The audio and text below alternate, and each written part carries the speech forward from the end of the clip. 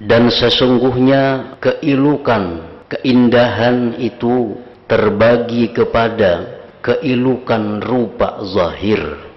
Indah, elok itu ada yang zahir, yang dapat diketahui dengan mata kepala. Dan kepada keilukan, keindahan rupa batin yang dapat diketahui dengan mata hati dan cahaya mata hati. Ada keindahan, keilukan yang hanya dilihat oleh mata kepala.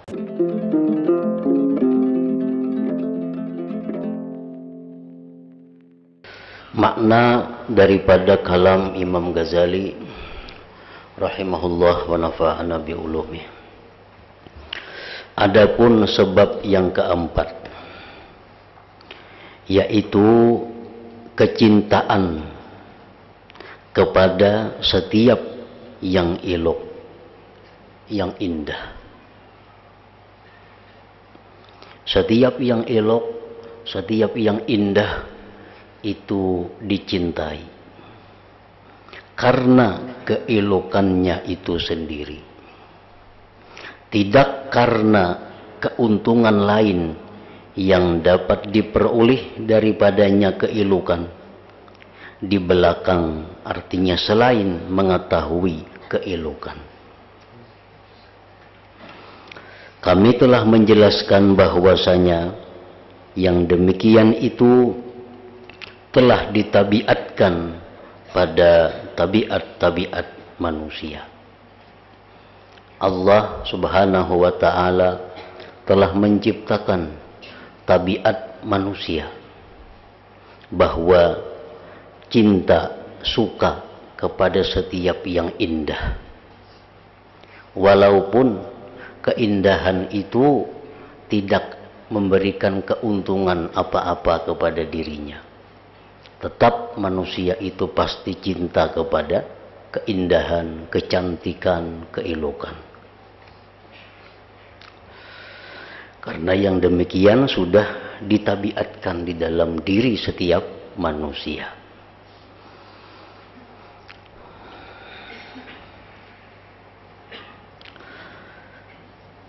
Dan sesungguhnya keelokan, keindahan itu terbagi kepada keilukan rupa zahir.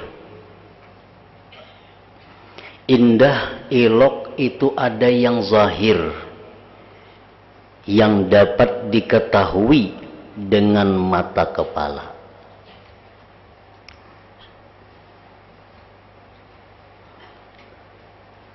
Dan kepada keilukan, keindahan rupa batin yang dapat diketahui dengan mata hati dan cahaya mata hati.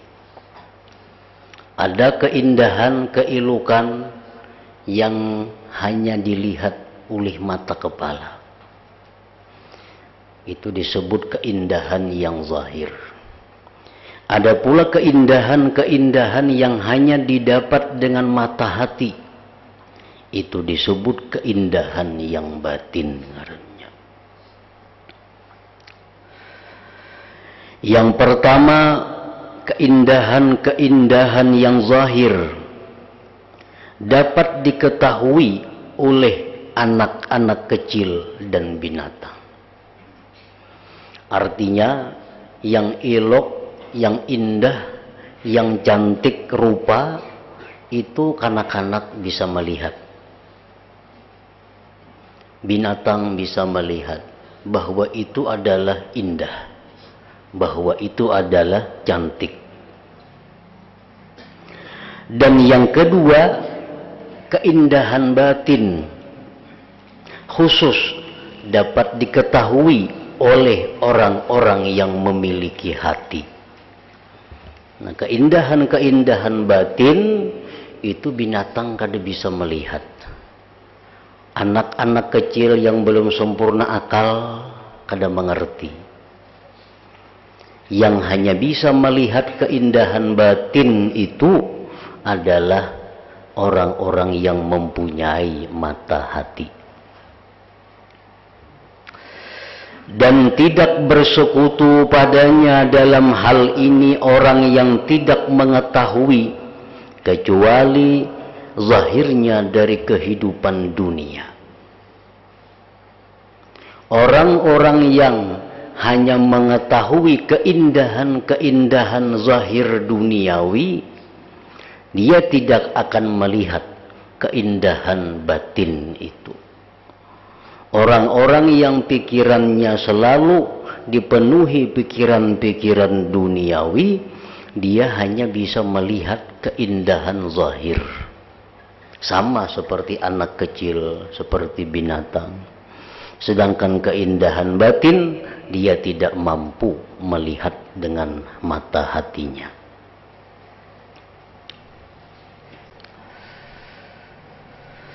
Setiap yang elok itu dicintai bagi orang yang mengetahui keelokan. Setiap yang indah itu pasti disukai bagi orang yang mengetahuinya keindahan itu. Maka jika yang diperdapati itu dengan hati, yang diketahui itu dengan hati, maka itu dicintai hati. Seperti rupa-rupa indah yang batin itu hanya dapat diketahui dengan hati, maka jadilah rupa-rupa indah yang batin itu dicintai oleh hati.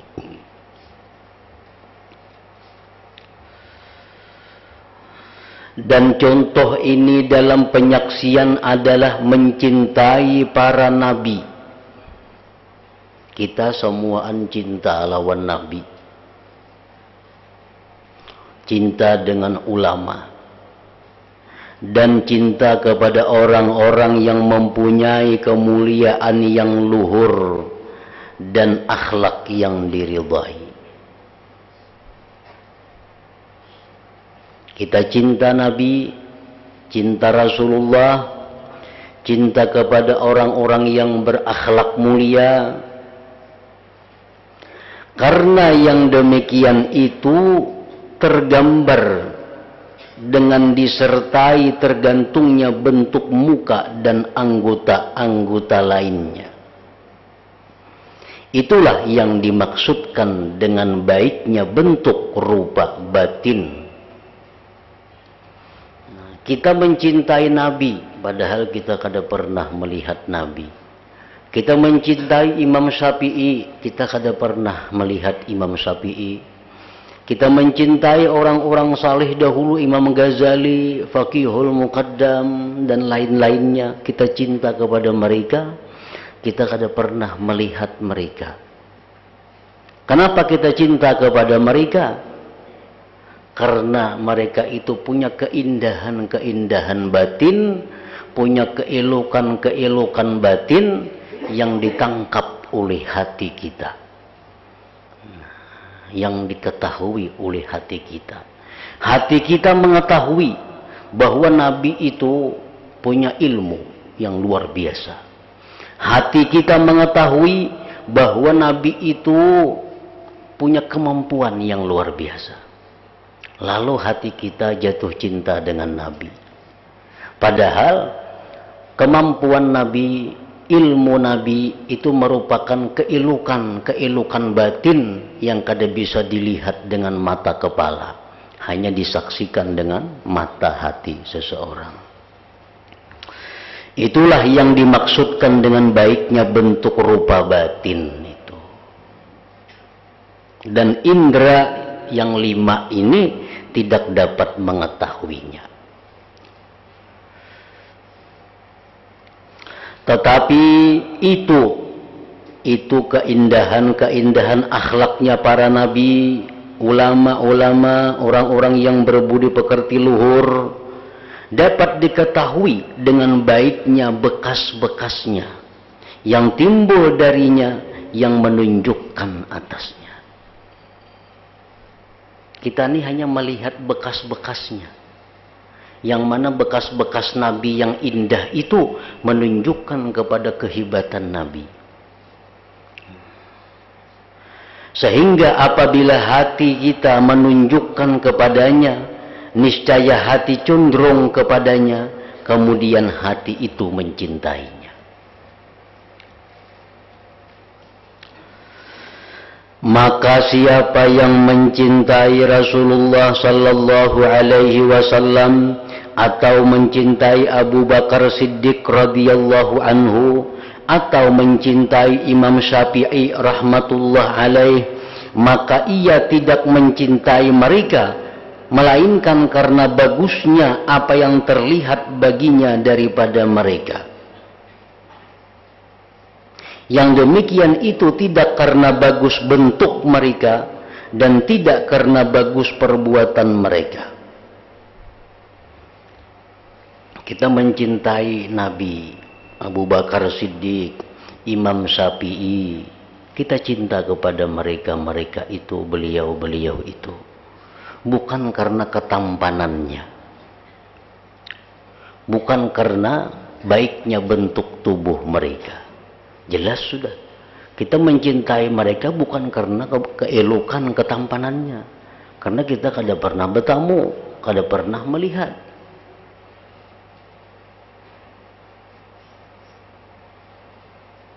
Dan kita pun mencintai mereka itu bukan karena perbuatannya, sebab perbuatannya pun kita kada pernah melihat juga.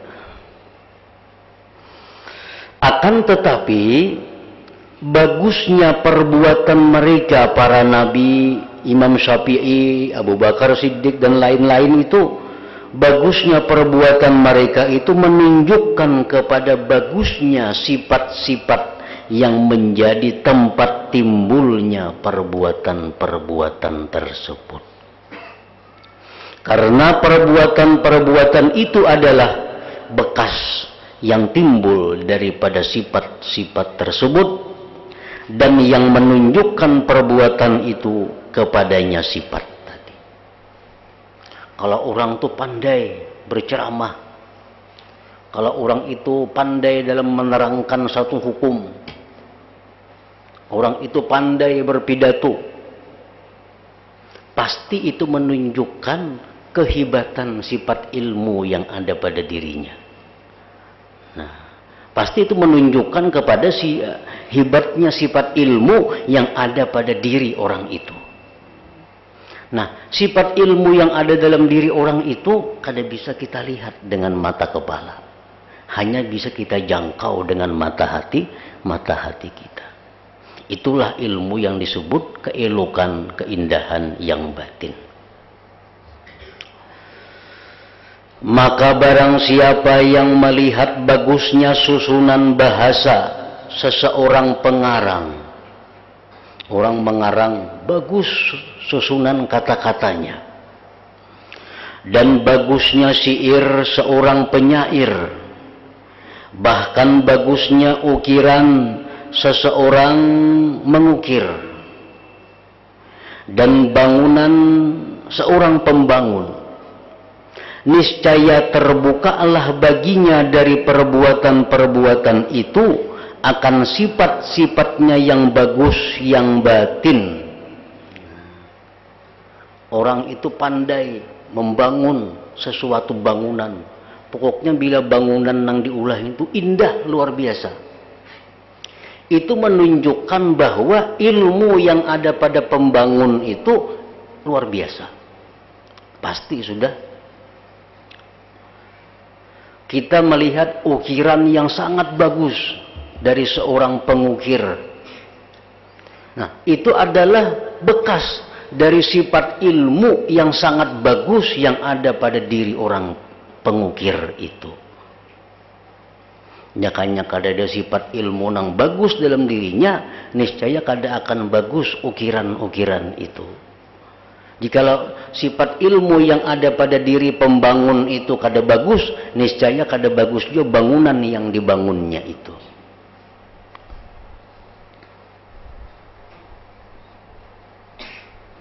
Yang hasilnya kembali ketika pembahasan kepada ilmu dan kemampuan. Kembalinya ke sana, ilmu dan kemampuan. Kemudian setiap yang dimaklum, yang diketahui itu apabila lebih mulia dan lebih sempurna keelokannya dan keagungannya, niscaya ilmunya itu lebih mulia dan lebih elok.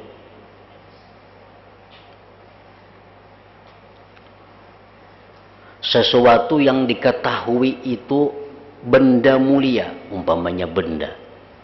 Sesuatu yang diteliti itu benda yang mulia. Nah, maka ilmu penelitiannya itu pun lebih mulia. Lebih mulia.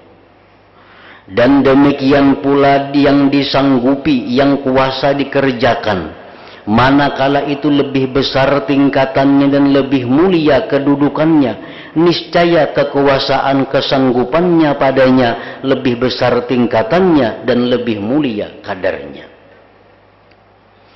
Bangunan, bila mana bangunan itu makin hebat, bangunan itu makin tinggi, bangunan itu makin indah, tentu ilmu orang itu lebih indah juga. Itu sudah pasti. Kada akan bisa ilmu yang sedikit menghasilkan karya yang besar. Ada mau. Jadi hebatnya karya seseorang tergantung ilmu yang ada dalam dirinya.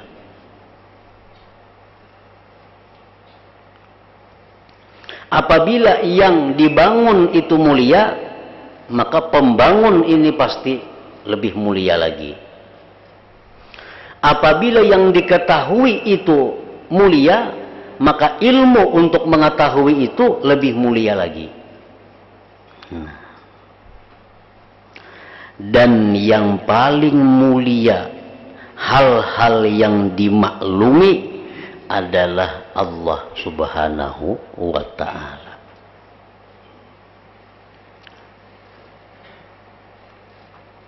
Yang paling mulia yang kita ketahui adalah Allah Subhanahu wa ta'ala. Itu paling mulia. Kita tahu Fulan bin Fulan, kita tahu Nabi anu, kita tahu wali anu, kita tahu Allah Ta'ala. Mana paling mulia? Tentu paling mulia adalah Allah Ta'ala. Jadi sesuatu yang paling mulia yang kita ketahui adalah Allah. Maka pasti ilmu yang paling mulia, bagus dan paling mulia adalah ilmu mengenal Allah.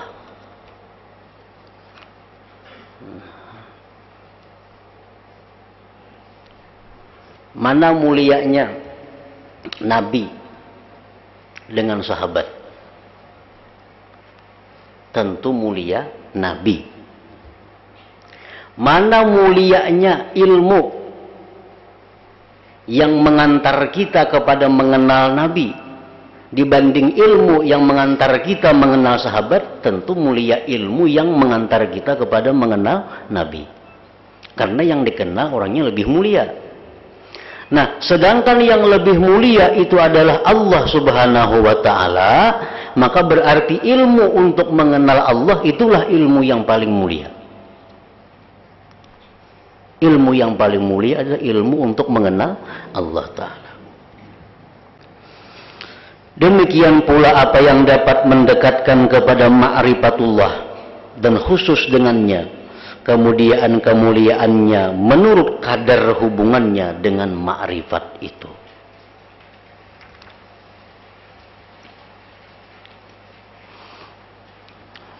Nah, dengan demikian keelokan sifat-sifat orang-orang yang siddiqin yang dicintai oleh hati manusia secara tabiat itu kembali kepada 3 perkara. Setiap manusia cinta kepada orang yang luhur. Setiap manusia cinta kepada orang yang berbudi pekerti baik. Setiap orang yang beriman cinta kepada Nabi. Kenapa cinta kepada Nabi? Karena di dalam diri Nabi itu ada beberapa perkara. Kenapa kita cinta kepada orang wali? Karena dalam diri orang wali itu ada 3 perkara. 1, ilmu mereka dengan Allah, malaikatnya, kitab-kitabnya, para rasulnya, dan syariat-syariat para nabinya. Kenapa kita cinta dengan nabi? Karena nabi itu punya ilmu ma'rifat yang tidak ada tandingannya. Karena nabi punya ilmu yang sangat luas. Itu salah satu di antara 3 sebab kenapa kita cinta kepada nabi. Yang kedua, kemampuan mereka atas memperbaiki diri mereka dan memperbaiki hamba-hamba Allah Ta'ala dengan memberikan petunjuk dan siasat. Kenapa cinta kita kepada wali? Karena orang wali itu punya ilmu kepada Allah. Karena orang wali itu punya kemampuan memperbaiki diri mereka dan memperbaiki diri orang lain. Yang ketiga, mereka membersihkan dari sifat-sifat kotor, jahat, dan nafsu syahwat yang mengalahkannya dan memalingkan dari perilaku kebaikan dan menarik kepada jalan kejahatan. Nah, kita cinta kepada orang-orang salih, kepada nabi, kepada wali, karena mereka juga mempunyai sifat yang dapat dibersihkannya, yaitu sifat-sifat yang kotor. Dengan contoh ini ia mencintai para nabi, para ulama, para khalifah, dan para raja yang mereka ahli berbuat adil dan kemurahan. Maka nisbahkanlah sifat-sifat ini kepada sifat-sifat Allah Subhanahu wa Ta'ala. Nah, jadi artinya,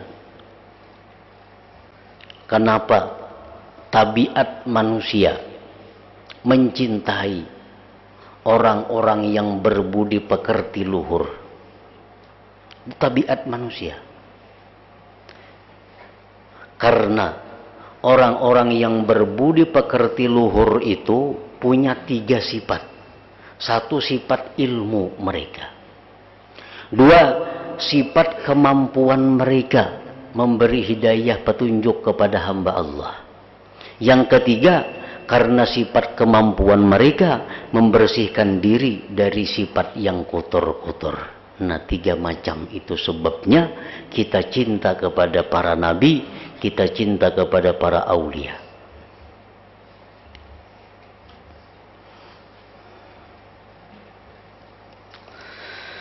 Adapun ilmu, yang pertama tadi ilmu. Kalau jahil itu kebodohan. Tabiat manusia itu benci dengan kebodohan. Itu tabiat manusia.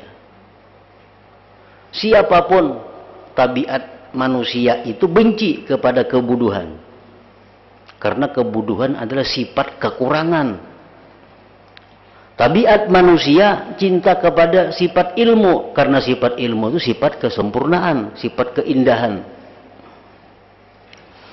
Nah, adapun ilmu, maka di manakah ilmu orang-orang terdahulu dan orang-orang kemudian dibanding dari ilmu Allah Azza wa Jalla yang meliputi keseluruhan dengan peliputan yang keluar dari kesudahan sehingga tidak keluar daripadanya seberat zarrah di langit dan tidak pula di bumi. Allah menyampaikan firman kepada semua makhluk. Maka Allah Azza wa Jalla berfirman, "Wa ma utitum minal ilmi illa qalila." Artinya, dan kamu tidak diberi dari ilmu melainkan sedikit. Bahkan jikalau penghuni bumi dan langit itu berkumpul untuk meliputi dengan ilmu Allah dan hikmahnya dalam menguraikan penciptaan semuanya, penciptaan semut. Semut itu diciptakan Allah, apa hikmahnya? Berkumpul seluruh dunia meneliti.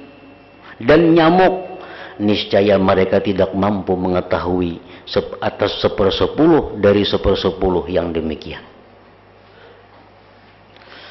Wala yuhituna bi syai'in min 'ilmihi illa bima syaa'. Artinya mereka tidak meliputi dengan sedikit pun dari ilmunya kecuali dengan apa yang dikehendaki Allah. Dan kadar yang sedikit yang diajarkannya kepada semua makhluk, maka dengan pengajarannya mereka mengetahuinya sebagaimana yang difirmankan oleh Allah Ta'ala, khalaqal insan 'allamahul bayan.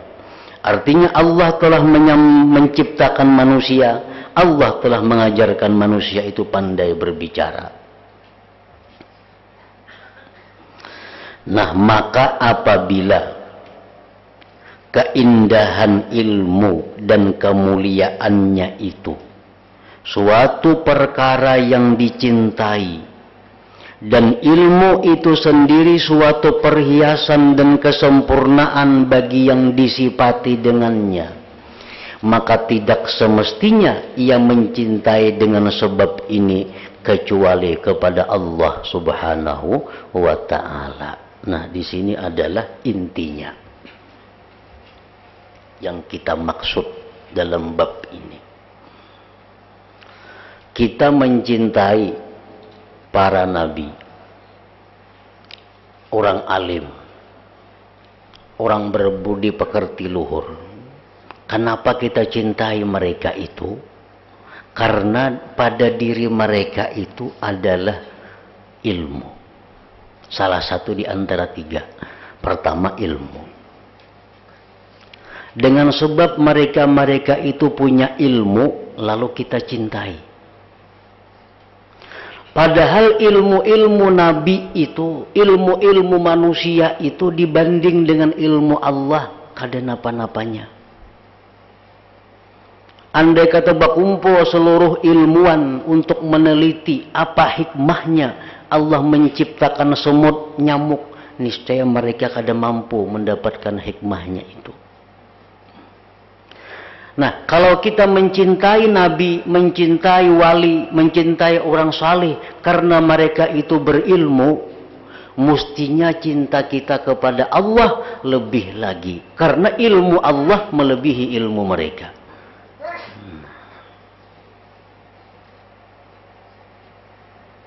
Contohnya lagi umpamanya, orang mencintai si fulan, cinta lawan si fulan. Karena apa?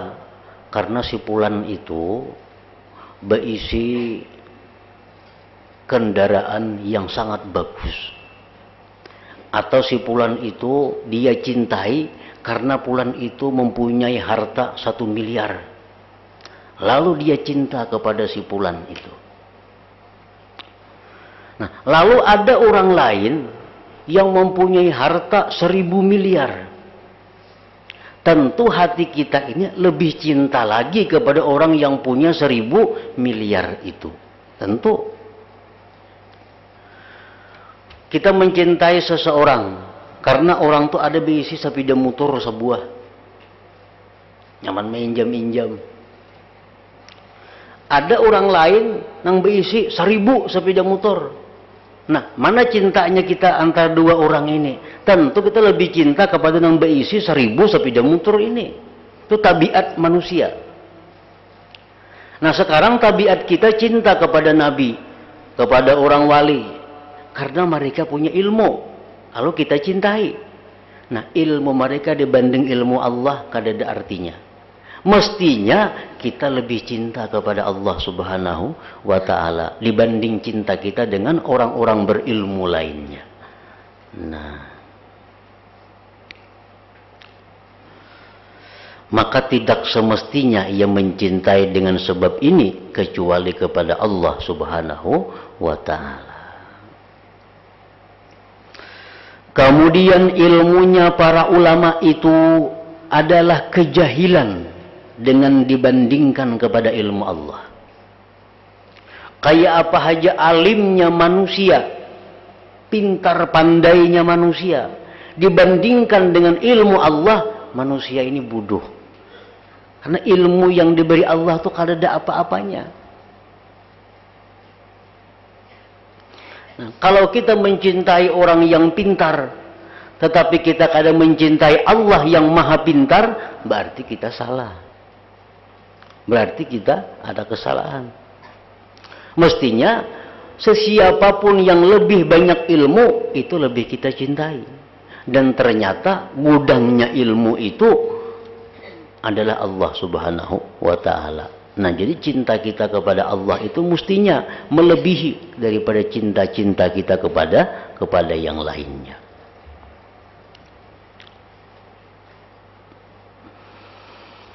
Kemudian ilmunya para ulama itu adalah kejahilan dengan disandarkan kepada ilmu Allah, kepada ilmu Tuhan.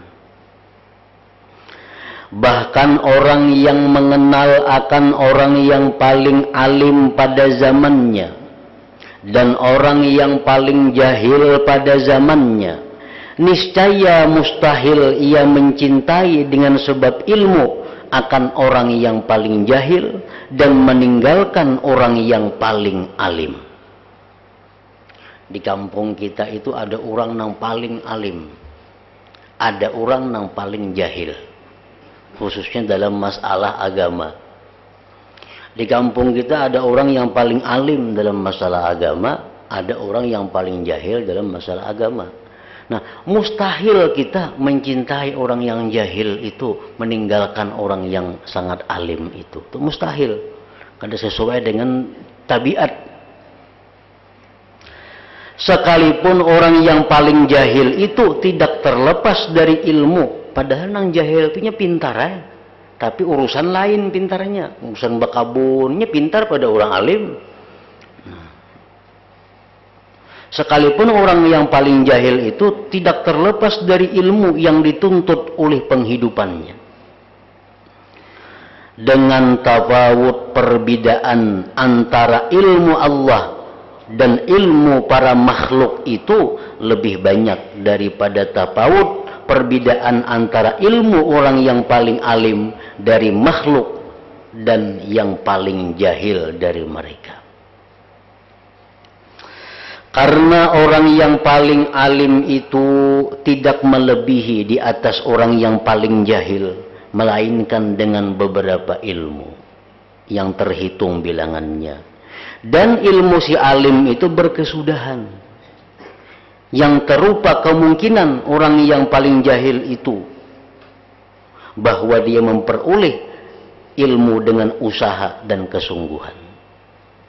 Nah, sedangkan kelebihan ilmu Allah Ta'ala di atas ilmunya para makhluk.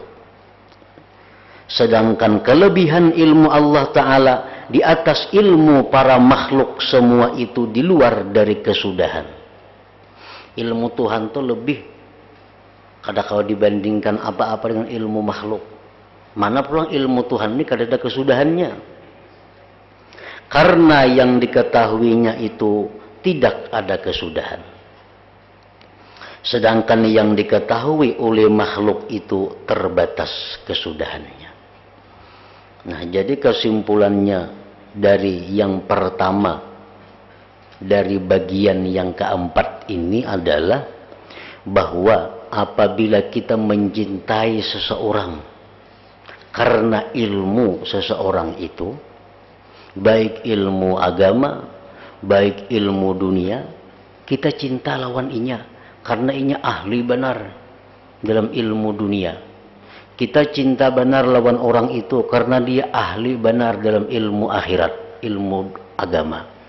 Nah, mestinya kecintaan kita kepada Allah melebihi daripada kecintaan kepada dua orang itu.